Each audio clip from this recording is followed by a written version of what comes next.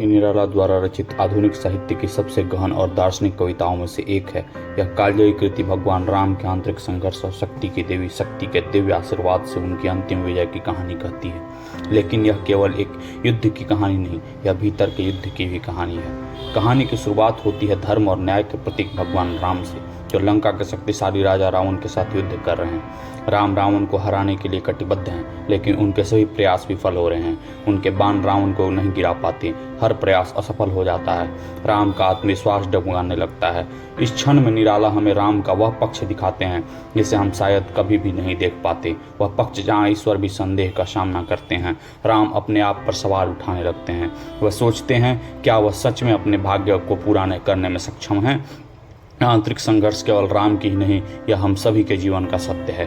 राम अंततः आत्मचिंतन करते हैं, वो अपने आंतरिक शक्ति की खोजने का प्रयास करते हैं, लेकिन उन्हें पता है कि इतनी बड़ी चुनौती को पार पाने के लिए उन्हें अपने आप से परे की मदद की आवश्यकता है। इसलिए वह शक्ति की देवी शक्ति की पूजा में लीन हो जाते हैं।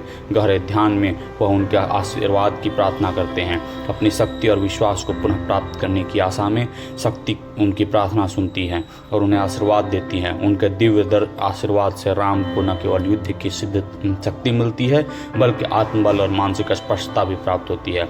राम फिर से उठते हैं, लेकिन इस बार उनके पास केवल हथियार नहीं है, उनके पास नवस्फूर्त विश्वास, स्पष्टता और दिव्य शक्ति है। शक्ति के आशीर्वाद से राम रावण पर विजय प्राप्त करते हैं, लेकिन यह विजय केवल एक शत्रु की हार नहीं, यह संदेह पर विश्वास की, कमजोर पर शक्ति की और हमारे भीतर की दिव्यता की विजय है।